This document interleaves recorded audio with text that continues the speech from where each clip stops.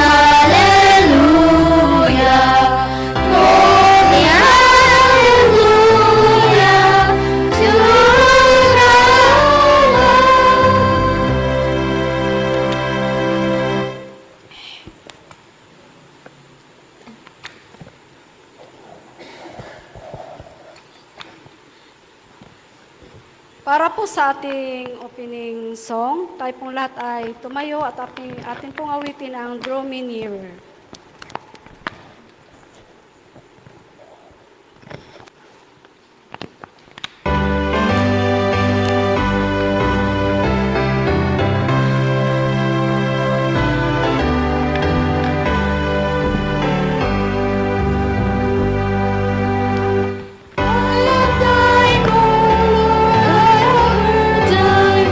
And it all thy love to me.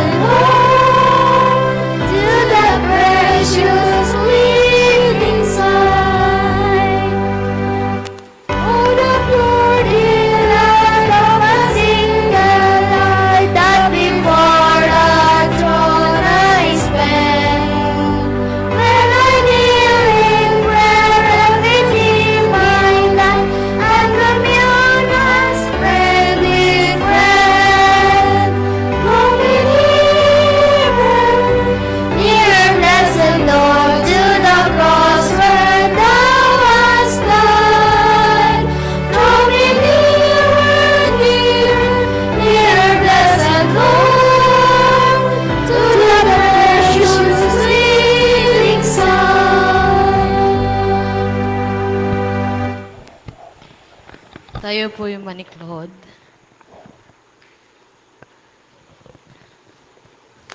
O Diyos naming Ama Banal, makapangyarihan ka sa lahat. Kami po ay nagpapasalamat sa gabing ito, Panginoon, na kami po ay inyong pinatnubayan, iningatan sa buong maghapon. Salamat din po, Panginoon, sa inyong patnubay at paggabay sa amin kami po ay nakarating sa inyong bahay-sambahan. Ngayong gabi, Panginoon, namin pong ipinapanalangin ang aming speaker sa gabing ito na nawa po inyo pong pagkaluban siya at inyo po nawang tulungan siya, Panginoon, na nawa po ang mga kanyang sasabihin po ay naayon lamang po sa inyo at sa inyong salita. At i-bless niyo po nawa kami, Panginoon, at nawa po ang mga mensahe na aming mapakinggan sa gabing ito ay may apply namin po sa aming bawat pamumuhay sa bawat isa, Panginoon. At tuloy niyo po pakaingatan, Panginoon Diyos, ang mga kapatiran namin na papunta pa lamang dito sa inyong bahay-sambahan upang kami po ay sama-sama na magpuri sa inyo ngayong gabi, Panginoon. Ito lang po ang aming hiling sa matamis sa pangalan ng aming tagapagligtas na si Jesus. Amen.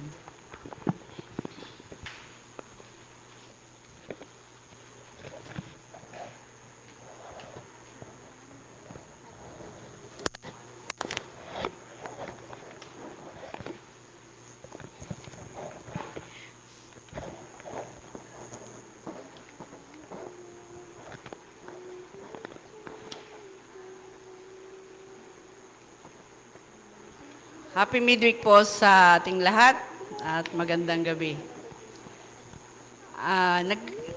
Gumawa na po ako ng ating schedule sana, kaso nagkaroon ng error kami ng usapan. Hindi ko akalain na yung pala ay malayo, yung bahay nila brother. Kaya sabi ko mahirap pumunta kasi walang mga service. Kaya biglang nag-isip na lang ako na sige dito na lang. Tsaka naano ko din si ma'am na dito na lang nga. Ang nailagay ko po doong speaker ay si Brother George. Kasi naisip ko kahit family, kahit women's ang schedule ngayon sa bahay naman doon, kahit lalaki yung magsasalita. Pero bagamat nandito na tayo, marami din pong salamat sa Panginoon kasi nagkasama-sama tayo ngayong araw na ito. Ang nagbigay po sa atin ng panalangin ay si Sister Queenie at ang atin pong presider ay si Sister Bing at ako naman po ang inyong lingkod, ang presider at si Brother George na rin po yung ating magiging speaker. Ang magbibigay po ng awit ay sila Sister Lagadi, yan, yung magkapatid, mga anak. At pagkatapos po nun ay kita po ay magkakaroon ng prayer request. Then bago po magsalita ang ating speaker. Sino po yung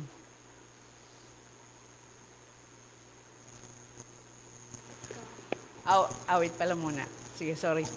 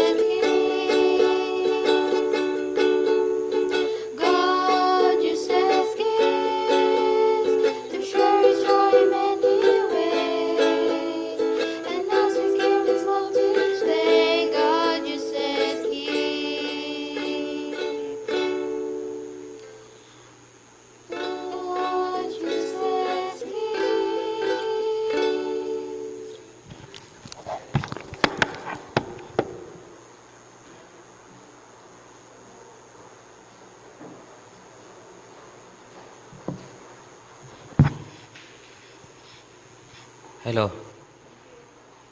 Maraming salamat sa nagbigay ng magandang awit at magaling sa instrumento. Ako mga kapatid, marunong-runong lang ako kunti sa gitara, pero pagdating sa ukulele, hindi ako marunong, sir. Pero sa kaakbayan, sinimulan nila mga ilang Sabado na nagtuturo sila ng yung ukulele. Mayroon silang pag-aaral, mga kabataan, bata, matanda, basta willing. Ganon po sa kaakbayan. Kaya lang, sabi nila sa akin, saan ka na ba, Kuya George? Sabi sa akin. Sabi ko, nandito ako sa Rampano. Sabi niya, bakit nandyan ka na? Alam po ninyo mga kapatid, sa lugar ng kaakbayan, ako po ay head personal ministry. Sabi niya, magsimba ka dito. Magsimba daw ako doon. Nung mabanggit ko mga kapatid na gusto kong magpalipat dito, ayun naman ang pag-ayaw nila. Sabi ko, gusto ko lang makasupport sa lugar ng Rampano. So nandito ako mga kapatid bilang inyong kamanggagawa. So hindi manggagawa kundi kamanggagawa, kasi kung manggagawa ibig sabihin ako lang. So pag sinabing kamanggagawa, so lahat tayo, no? Sa Bisaya pa umid. Ibig sabihin lahat tayo ay pantay-pantay, no? Sabi sa akin ni Sister Yuli, women's daw. So women's pala talaga ang program. Sabihin ko sa inyo mga kapatid, sa lugar ng Central Siksikan sa Sabado, ini-invite nila ako na ako ang mag-message. Sabi ko, malay nyo, sabi ko, pag may bisita, so okay naman yan, ibigay natin sa halimbawa, may bisita galing mission, kung asawa man ng pastor, so bigyan natin sila ng pagkakataon. Kasi ako, sabi ko, unang-una, lalaki man ako. So, kung mayroong tawag niyan, kung may bisita, galing ng mission, ibigay natin sa kanila kasi medyo nakakailang naman. Nakakailang naman na ako ang magi-speaker. So, actually, matagal na nila akong ini-invite sa siksikan. Kaya lang, sabi ko, nandito kasi ako sa Rampano, doon pa ako sa Kaakbayan, in-invite na nila akong magi-speaker dyan. Pero hindi ko na paunlakan kasi ako po ay pumunta ng takduan. Mga ilang din siguro ako doon, buwan, ganon. So nagsimba ako ng Tagbarongis, nagsimba ako dito sa may takduan sa unahan lang ng tulay, may simbahan tayo dyan. Kaya nga nung ako minsan nagsabi dito, wala na pong nagsisimba doon. So nakakalungkot din. Magsimba ako, sige akong hintay hanggang alas 11 na. Sabi ko baka sakaling alas 11 mayroon darating. Ako mga kapatid, i-share ko lang bago ko tatalakayin ito bilang introduction. Mga kapatid, ako talaga ay mayroong nininegosyo na dishwashing liquid. Maraming akong nakagalon doon kasi gumagawa po ako ng dishwashing liquid. Wala naman tayo kasing permanenteng trabaho, ma'am. So tayo, sabi ko nga, kahit saan tayo, kasi wala rin, una-una, wala akong permanenteng trabaho, wala akong permanenteng bahay, kasi wala po talaga akong bahay, wala po akong lote. Kaya sabi ko, kahit saan ako, nung nakaraan, doon sana ako sa Rojas. Gumagawa pa ako ng dishwashing liquid, mga kapatid. Tumawag ang taga Rojas, Brad, ito si Brad Ronnie, mas nauna nakapagsabi yan. Pero nakalimutan ko na mga ilang taon na nagsabi sa akin na ako kung saan siya ma-assign, doon ako. Mga kapatid, yung pastor ng ng Ruhas. So yun po ang naging kausap ko. Kaya lang, nakalimutan ko yung kanyang sinabi. Tapos si Brad Ronnie ay nag-invite sa akin sa Rampano ka. So tulungan natin ang Rampano kasi mga kapatid, sila si Brother John Mantala, si Brad Ronnie, nagiging kasama ko yan ma'am doon sa Kaakbayan. So dito kami naman napunta sa Rampano. No? Actually marami na rin ang mga taga Rampano. Taga Rampano. At saka ang Kaakbayan kung nakita niyo yung mga kabataan dito nung Sabado, no? So yun po ang mga taga Kaakbayan. Ano sila ang ginagawa nila para maging masaya bilang mga kabataan? Punta sila kung hindi sila sa Balayong, doon sila sa Kaymitra. Kung hindi sa Kaymitra, doon sila sa Biwok. Ganun na. So, ganun po. Actually, masaya pala yung ganun. No? Yung mga kabataan ay minsan ay mayroong banding. Yung mga kabataan ng ating church. Ibig sabihin, bawat isa sa inyo, hindi lang yung tuwing Sabado, saka kayo nagsama-sama, pag sa tuwing umaawit dito. Diba? Minsan, ganyan ang nangyari Saka nagsama-sama yung mga kabataan kapag nag-awitan dito sa pulpit. So, hindi lang pala yung mga minamahal na mga kapatid. Kasi sa lahat ng araw, minsan hindi nagkakasama yan. Kaya kailangan talaga yun mga minamahal na mga kapatid. So, yung dishwashing liquid mga kapatid, marami na ako nakagalon doon. Nasa 60 plus galon. May naibinta na ako.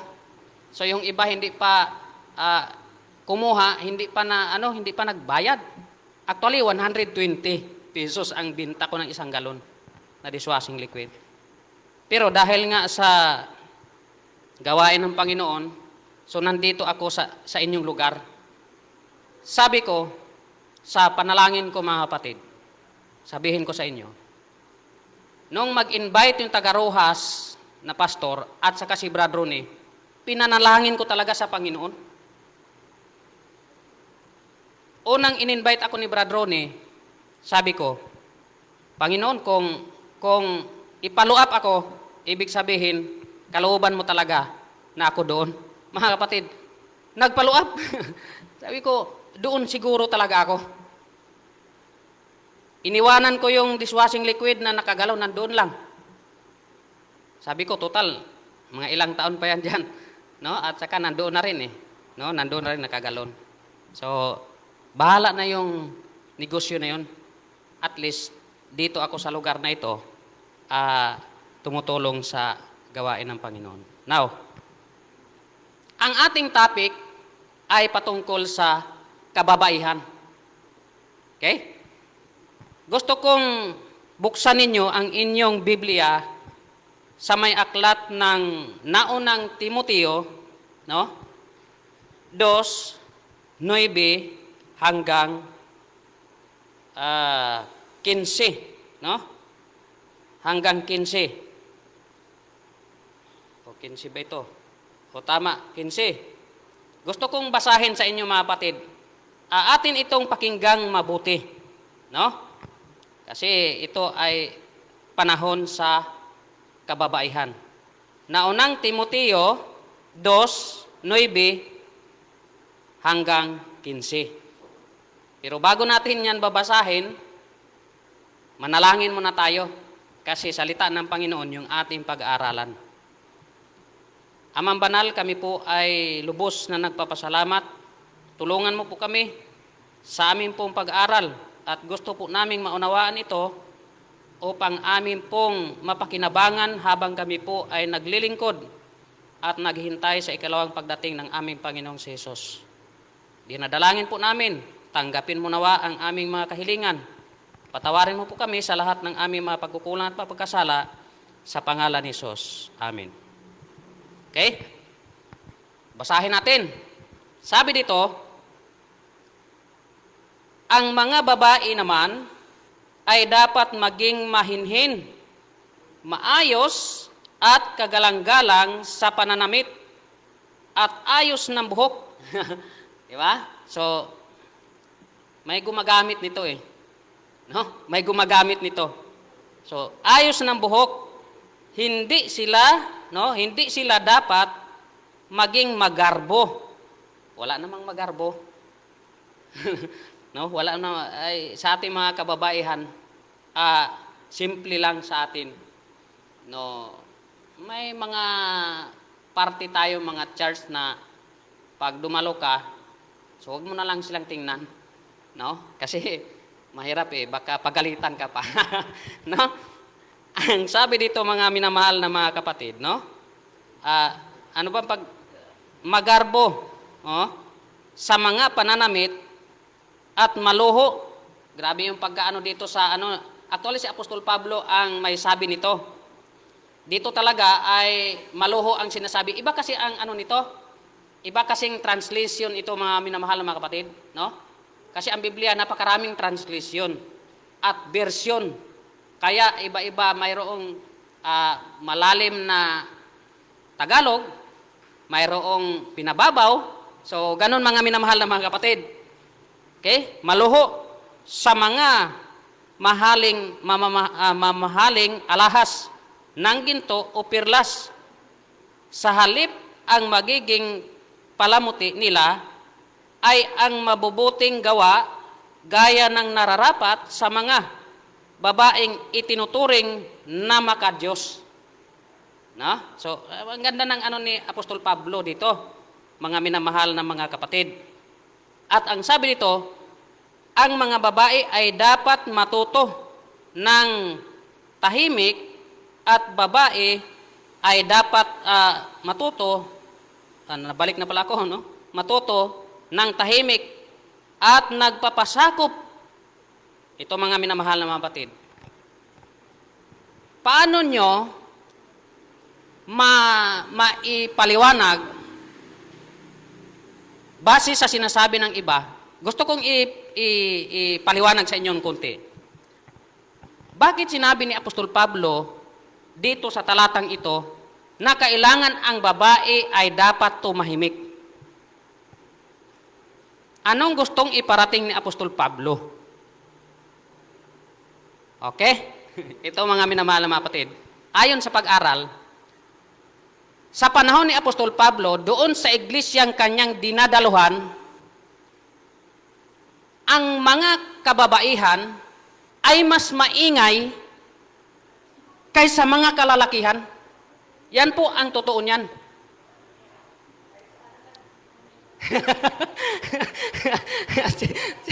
si Ma'am, amin. Okay? Pero dito, iba ito no? Sa iglesyang dinadaluhan ni Apostol Pablo kung bakit niya ito isinulat, kasi yung mga lalaki doon sa time niya, nung panahon na yon, mas angat yung talino ng babae, yung kanilang kaalaman, dating sa mga lalaki. Kaya, si Apostol Pablo talaga nagpayo. Kasi mas nasasapawan nila yung mga kalalakihan. Hindi na yung kaalaman ng mga kalalakihan na nasasapawan. No? Hindi pala ibig sabihin na, okay, pagdating sa iglesia, ang mga babae, upo na lang talaga. Pag makinig, uwi. Pagka panahon ng ganito Miyerkules, upo na lang dyan, makinig, katos uwi. Hindi ganun. Yes, ganun. Ganon, di ba?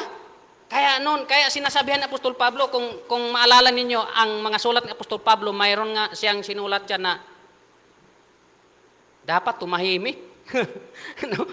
Kasi, kumbaga sa atin, ang iglesia, dapat talaga ay magiging, kaya nga ngayon, mayroon tayong tinatawag na kaayusan. Di ba, kaayusan? Okay, ikaw, babae, kasi trabaho niyan talaga, pagdating ng Sabat, mayroon tayong tinatawag na children's ministry. Di ba? Children's ministry. Okay, doon kayo. No? Ganon ang gustong kumbaga, mayroon dapat ang babae na talagang control sa sarili. Hindi doon sa panahon nila ni Apostol Pablo, hindi na makapagsalita ang mga kalalakihan. mas nangingibabaw ang kanilang tinig doon sa iglesia. Kaya si Apostol Pablo, ganun lang ang kanyang mga pananalita. Hindi ibig sabihin na ang babae ay wala na talagang pakinabang pagdating sa ating church. Hindi ganun. Pero may mga nagtuturo, mga kapatid, na ang babae pagdating sa church, hindi talaga sila dapat makapagsalita. Pero sa atin, hindi ganun.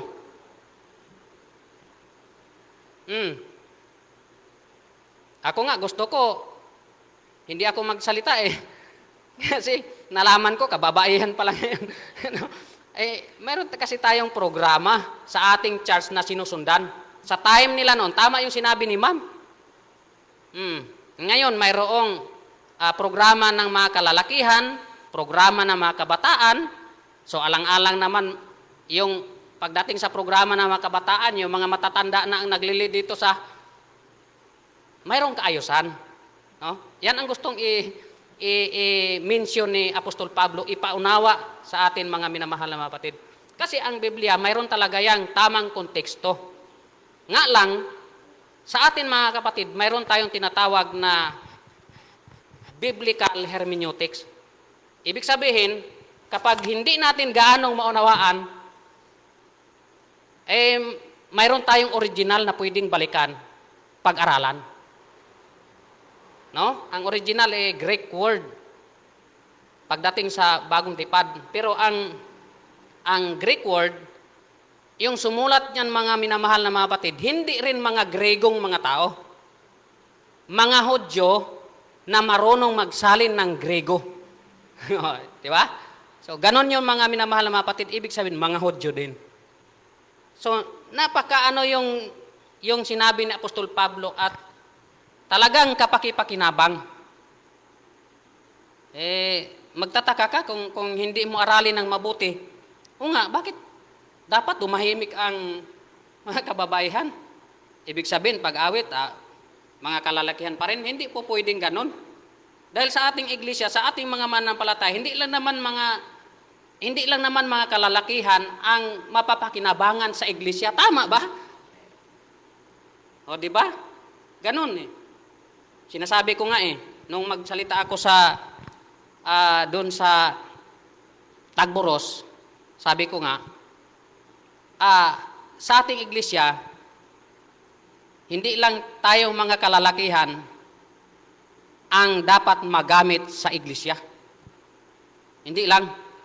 Kasi kung mga kalalakihan lang, ano na lang pakinabang ng mga kababayan? No? So, hindi po pwede. Kasi mayroong mga kababayan na mas higit na may talento, no? May talento kaysa mga kalalakihan. Mayroon akong nadalawang charge mga minamahal na mga kapatid. Ang elder, babae.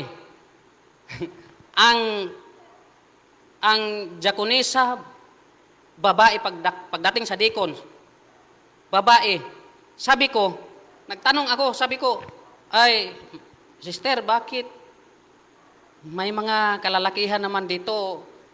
Bakit kayo po ang nahalal, no? Napaka mapalad talaga kayo, no? Mapalad talaga.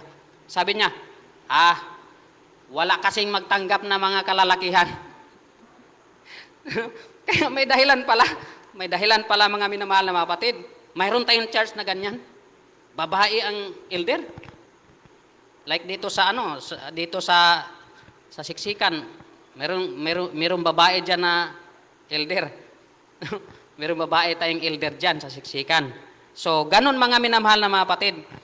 Sabi dito, pagpatuloy natin mga minamahal na mga kapatid, hindi ko pinapayagan, sabi ni Apostol Pablo, no?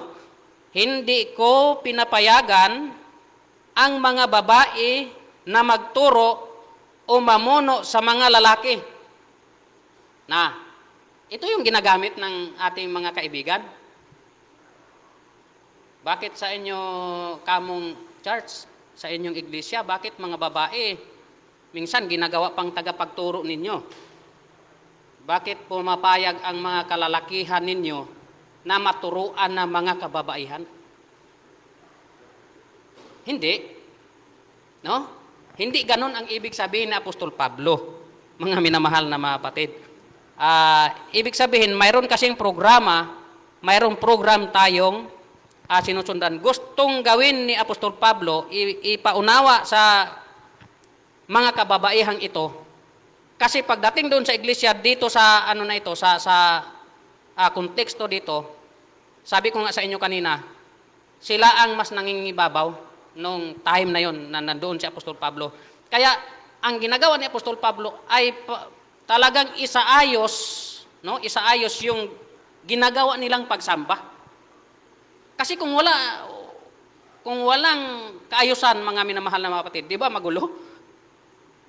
No? Magulo. Kaya gustong isaayos ni Apostol Pablo kasi mas maganda na ganun. Mas maganda na ganun, mga minamahal na mga kapatid.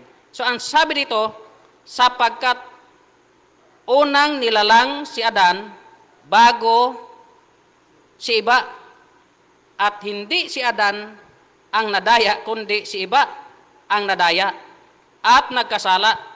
Ngunit maliligtas ang babae sa pagsisilang ng sanggol kung magpapatuloy siya sa pananampalataya, pag-ibig, kabanalan, at maayos na pamumuhay. Ang ganda, no? So, alam natin kung bakit ganun ang pananalita ni Apostol Pablo. So, sa atin, talagang maunawa natin kasi palagi yang itinuturo, no, sa ating iglesia. Bukod sa binabanggit ko sa inyo na gumagamit niyan, yan ang nagiging dahilan.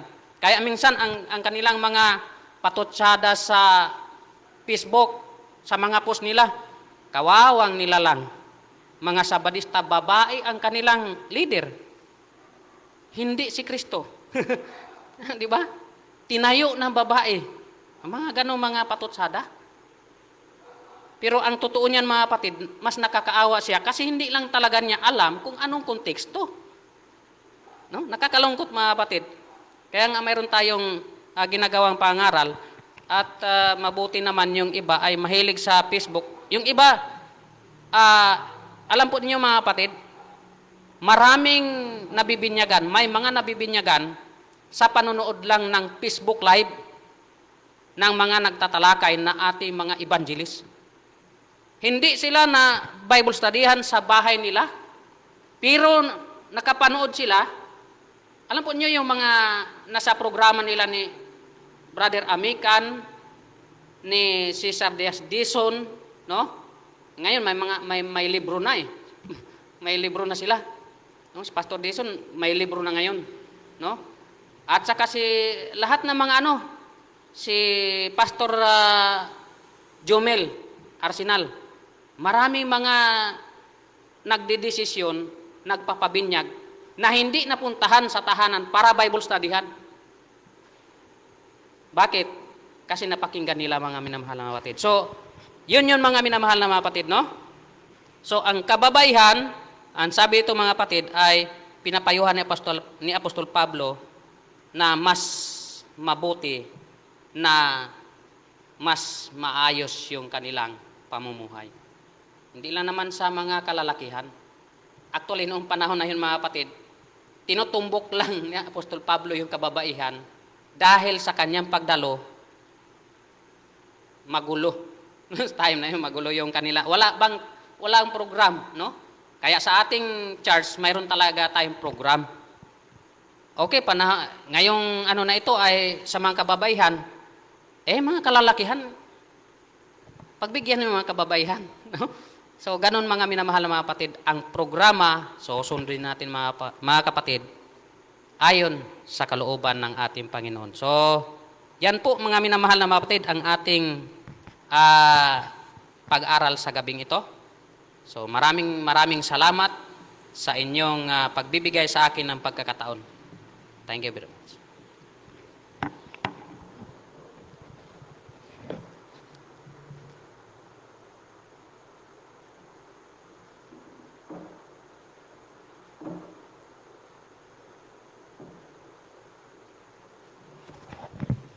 Salamat, Brother George, sa napakaganda mong mensahe tungkol sa mga pangyayari ng mga kababaihan.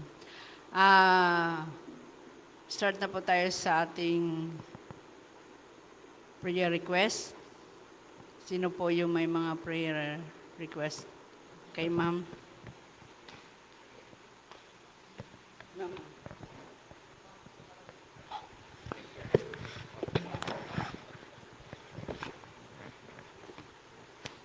Itong araw na to ay very stressful sa buhay namin.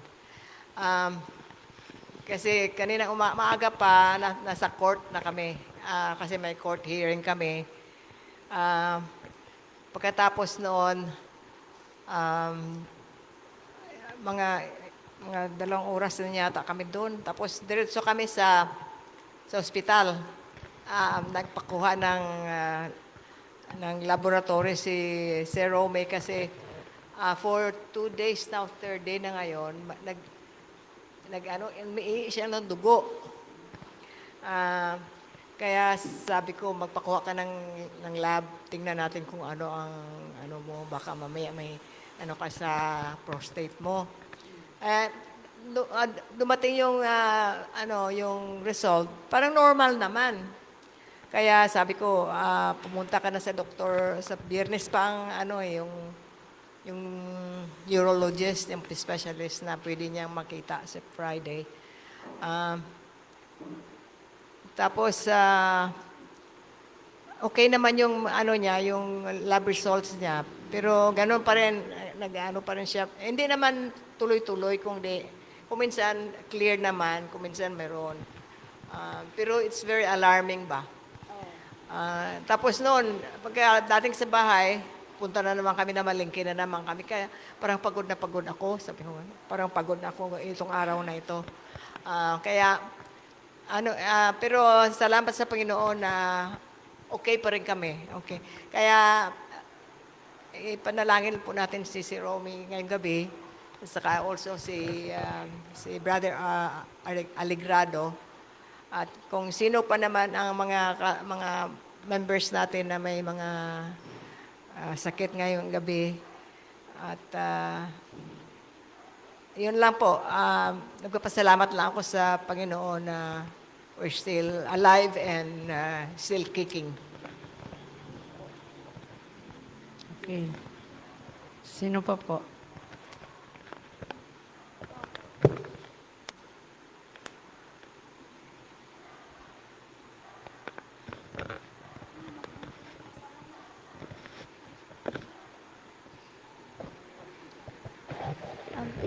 Ano po, yung pray, ay thankful po sa sa mga binibigay po sa araw-araw, especially po yung sa knowledge and wisdom. Po.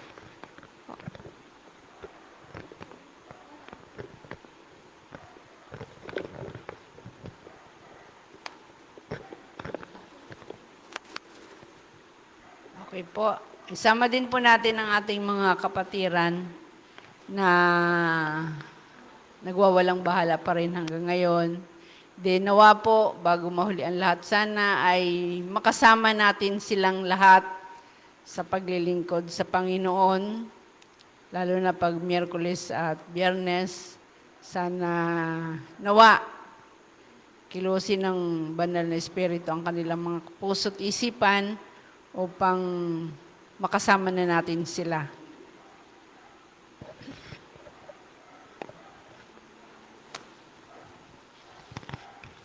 Mga kapatid, meron lang po akong kahilingan sa ating kapulungan. Una sa lahat ay ipanalangin niyo ako mga kapatid sa aking pong paglilibot dito kasi ano po tayo mahina po tayo, wala po tayong kapangyarihan, no? So tanging Panginoon lang ang hinihilingan ko na maging guide, no? Actually tayo bilang tao, siyempre hindi tayo malakas, no? Ang kahilingan ko lang ay ipanalangin niyo ako na magiging maayos, i-guide ako ng Panginoon sa paglilibot dito sa inyong lugar, no? Para naman ay maiparating natin sa mga tao na marahil hindi pa nakakaalam ng katotohanan, mga minamahal na mga kapatid. So, marami pong salamat. Isama po natin sa dalangin ating pong mga hanap buhay at sa ating pong mga kapatid na nanghihina po sa pananampalataya.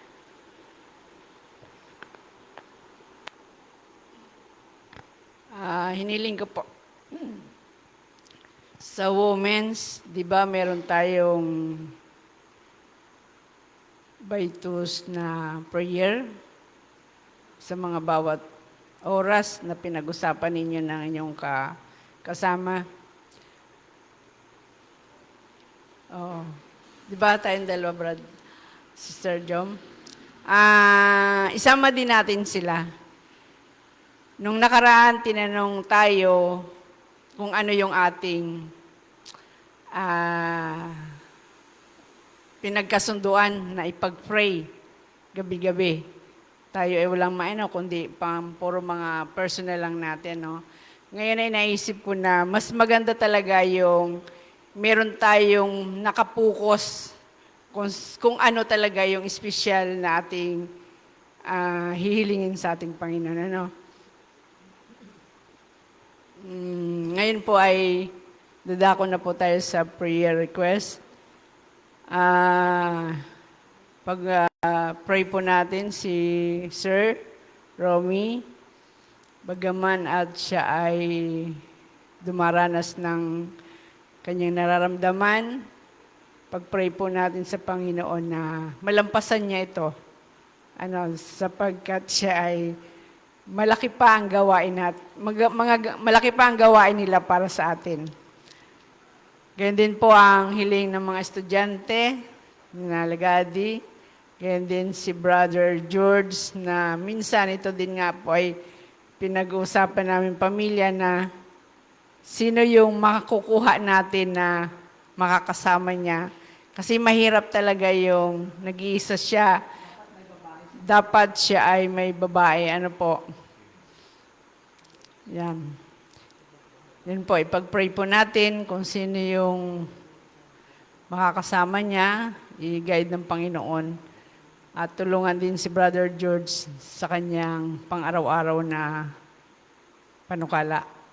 Ang mga hanap buhay ng bawat isa sa atin, hilingin din po natin sa ating Panginoon na pagpalain tayo. Bagamat alam ko na hindi tayo pinagkukulang ng Panginoon, subalit nararamdaman pa rin natin yung sabi lang ay yung hiling ni Sister Bing. Tayo po'y manalangin ng dalawahan. Ano po? Yun po ang ating pag-pray. Special po ay si Sir Romy.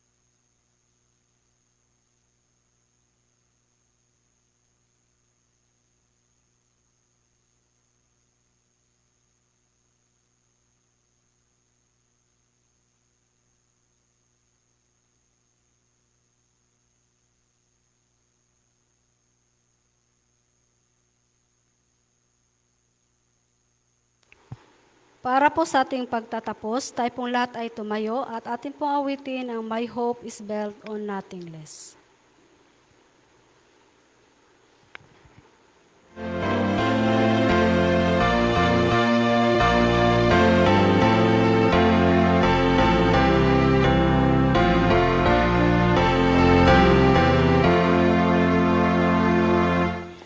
My hope is built on nothing less than Jesus' blood and righteousness. So I learn to trust as with His fruit, but wholly on Jesus' name. On Christ the solid rock I stand. It's His name. All other ground is sinking sand.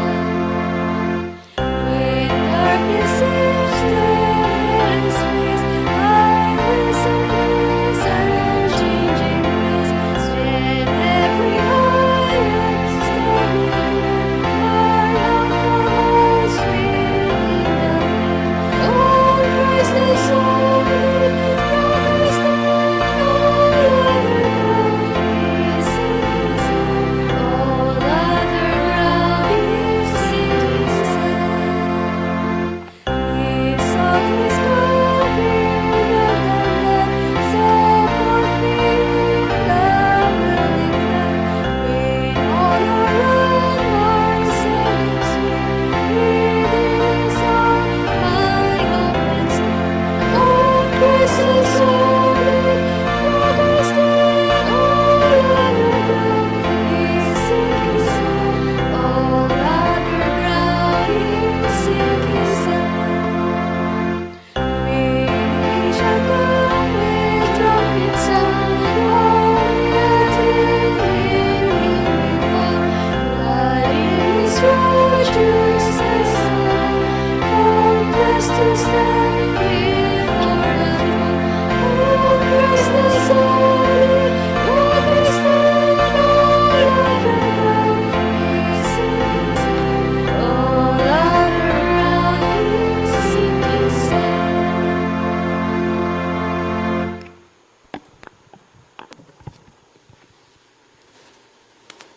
Mapagmahal po naming Diyos na ang tahanan ay nasa langit, bagamat kami po ay ilan lamang sa bahay-sambahan sa gabing ito, Panginoon.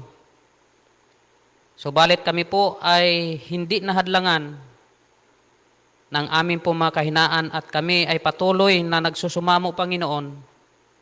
Nanaway tulungan mo po kaming patuloy palakasin sa aming pong pananampalataya. I-guide mo po ang bawat isa sa amin, kasama na aming mga kapatid na wala po sa gabing ito, Panginoon. Pagalingin sa anumang mga karamdaman, karamdamang pisikal o karamdamang espiritual, Panginoon. Nanawa sa sunod na mga pagkakataon ng aming pong pagtitipon sa pag-aral na iyong banal na salita, sama-sama nawa kaming muli na sumamba sa inyo, Panginoon. Amin pong dinadalangin, Panginoon, na sa amin pong mga kahinaan, palakasin mo po kami. Kami nawa ay sama-samang magkaisa sa pagpupuri sa iyong dakilang pangalan.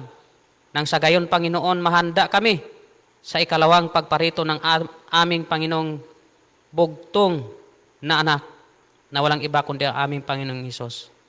Ninanais po namin, Panginoon, na kami ay titira diyan sa inihandang bagong langit at bagong lupa. Subalit, tulungan mo po kami, Panginoon, upang makamtan ito. Ito po ay aming dinadalangin, patawad po sa lahat ng aming mga pagkukulang at papagkasala sa pangalan ni Hesus. Amen.